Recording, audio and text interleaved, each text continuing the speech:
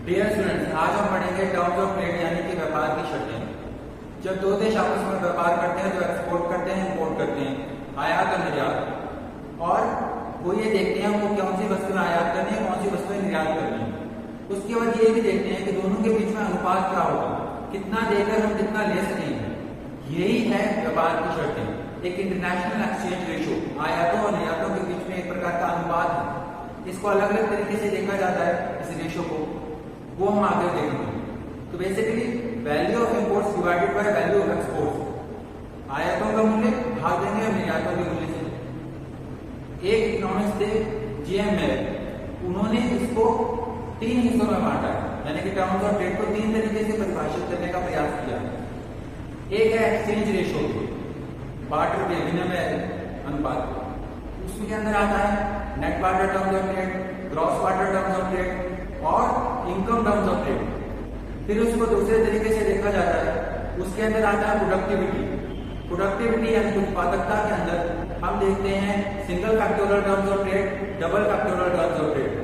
और उसके बाद आता है यूटिलिटी, उपयोगिता। उसके अंदर आता है real cost terms of trade और यूटिलिटी टर्म्स ऑफ ट्रेड। आज के इस वीडियो में हम बात करेंगे एक्सचेंज बेस पे, यानी कि net barter terms of trade, gross barter terms of trade और इनकम टर्म्स ऑफ ट्रेड। उसके अगले वीडियो में मैं आपको बताऊंगा यूटिलिटी पे और प्रोडक्टिविटी पे। फिर तीसरे वीडियो में मैं आपको बताऊंगा टर्म्स ऑफ ट्रेड को कौन कौन सी चीजें प्रभावित करती हैं, factors affecting terms of trade. और उसके बाद हम डिस्कस करेंगे अंडर डेवलप्ड कंट्रीज, यानी कि विकासशील देशों के लिए व्यापार की शर्तें किस प्रकार की होती हैं, उसमें कौन सा सिद्धांत दिया गया है। तो अंडर डेवलप्ड कंट्रीज के लिए टर्म्स ऑफ ट्रेड कैसे डिसाइड होते हैं वो एक वीडियो में देखेंगे, फैक्टर्स एक वीडियो में देखेंगे। और आज वाले वीडियो में हम बात करते हैं एक्सचेंज बेस्ड रेशियो की, यानी कि विनिमय के आधार पर व्यापार की शर्तों को कैसे वर्गीकृत किया जाता है, यानी कि कैसे बताया जाता है। सबसे पहले हम बात करेंगे net barter terms of trade की, शुद्ध वस्तु विनिमय व्यापार की शर्तें। FW टॉजिंग ने ये कॉन्सेप्ट दिया था। जैकब वार्नर ने इसे कमोडिटी टर्म्स ऑफ ट्रेड भी कहा है। ये एक्सपोर्ट प्राइसेस और इंपोर्ट प्राइसेस के बीच का एक रेशियो है, निर्यातों और आयातों के मूल्य के बीच का एक अनुपात है। N=PX/PM। अब बहुत सारी वस्तुएं हैं, उनके मूल्य बहुत सारे हैं, इसलिए हम प्राइस इंडेक्स का यहाँ पे यूज़ करते हैं। Price index number of export PX और divided by price number of imports यानी कि PM। अब प्राइस इंडेक्स यहाँ पे हम ले रहे हैं तो सिर्फ यहाँ पे प्राइसेस को ध्यान में रखा गया है और उनके बीच के रेशो को लिया गया है। इसीलिए इसका एक दोष है, और वो ये प्रमुख दोष है कि इसमें मात्रा पर ध्यान नहीं दिया जाता, यानी कि क्वांटिटी को यहाँ पे इग्नोर कर दिया गया है। अब इसका कारण ये रहेगा, मान लीजिए एक्सपोर्ट प्राइसेस कम हो जाती हैं लेकिन वॉल्यूम हमारा बहुत ज़्यादा बढ़ जाता है एक्सपोर्ट्स का, तो भी हमारी गेन करने की कैपेसिटी तो वही रहेगी। लेकिन इसके हिसाब से एक्सपोर्ट प्राइसेस की कीमत कम होते ही हमारी जो है टर्म्स ऑफ ट्रेड जो है अनफेवरेबल हो जाएंगे। तो ये क्वांटिटी को इग्नोर कर देता है, ये इसकी कमी है। इसीलिए टॉजिंग ने ही एक और कॉन्सेप्ट लिया, वो था gross barter terms of trade, सकल वस्तु विनिमय व्यापार की शर्तें। उसमें सिर्फ प्राइसेस पे ध्यान दिया गया। अब यहाँ पे सिर्फ क्वांटिटीज़ पे ध्यान दिया जाएगा। इसके लिए भी हम क्वांटिटी के इंडेक्स लेंगे, क्वांटिटी इंडेक्स लेंगे, या आप कह सकते हैं वॉल्यूम इंडेक्स लेंगे। It is the ratio of quantities of countries imports and exports. The higher the ratio it means a larger quantity of imports can be had for the same volume of exports. यानी कि अगर ये ratio favourable है तो क्या होगा, हम ज़्यादा आयात कर पाएंगे थोड़ा निर्यात करके। तो यहाँ पे क्वांटिटीज़ को हम यहाँ पे देख रहे हैं, उनके रेशो को देख रहे हैं, उनके बीच के अनुपात को देख रहे हैं।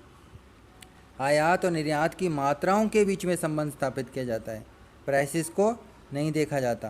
क्योंकि पिछले में ये कमी थी कि उसमें सिर्फ प्राइसेस का ध्यान दिया गया, क्वांटिटी का ध्यान नहीं दिया गया। तो टॉजिंग ने इस कॉन्सेप्ट को लेके आए जिसके अंदर क्वांटिटी पर ही स्ट्रेस किया गया है, ताकि net barter terms of trade की जो कमी लोगों ने कही उसको दूर किया जा सके। अब क्वांटिटीज़ के लिए हम यहाँ पे क्वांटिटी इंडेक्स यूज़ कर रहे हैं, ये आप ध्यान रखें। इसके अंदर G=QM/QX है। इसके अंदर हम इंपोर्ट्स ऊपर लेंगे और एक्सपोर्ट्स नीचे लेंगे। तो ये क्वांटिटी इंडेक्स ऑफ इंपोर्ट्स ऊपर है और क्वांटिटी इंडेक्स ऑफ एक्सपोर्ट्स नीचे है। इसकी भी एक कमी है। ये क्या है, क्वांटिटी की बात तो करता है लेकिन उनकी क्वालिटी की बात नहीं करता, प्रोडक्टिविटी की बात नहीं करता, कंपोजिशन ऑफ फॉरेन ट्रेड की बात नहीं करता। एक इसमें एक और कमी है कि एक पक्षीय जो भुगतान होते हैं उसको भी इसमें सम्मिलित कर लिया जाता है, लेकिन हेबरलर का कहना है कि यूनिलेटरल ट्रांसफ़र्स को सेपरेट रखना चाहिए टीओटी से, इनको मिक्स नहीं करना चाहिए। तो अब हम मात्रा पे ही ध्यान दे रहे हैं, कीमतों पे ध्यान नहीं दे रहे, वैल्यू ऑफ एक्सपोर्ट्स इंपोर्ट्स पे ध्यान नहीं दे रहे। तो ये भी क्या है, एक इनकम्प्लीट ही इंडेक्स रह जाता है। एक तरफ जहाँ पे net barter terms of trade में सिर्फ आपने प्राइसेस लिए, अब आपने इसके अंदर सिर्फ क्वांटिटी ली, लेकिन आपने कंपोजिशन पे ध्यान नहीं दिया, क्वालिटी पे ध्यान नहीं दिया। तो इस कमी को दूर करने के लिए डॉरेंस लेके आए इनकम टर्म्स ऑफ ट्रेड, आय व्यापार की शर्तें।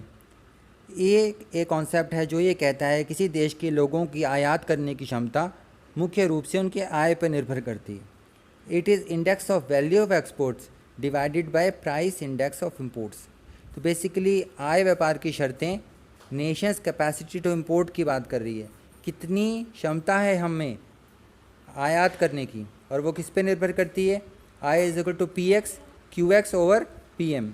अब पी एक्स क्या है, वही एक्सपोर्ट प्राइस इंडेक्स है, क्यू एक्स है एक्सपोर्ट वॉल्यूम इंडेक्स, किससे डिवाइड करेंगे हम, प्राइस इंडेक्स ऑफ इंपोर्ट।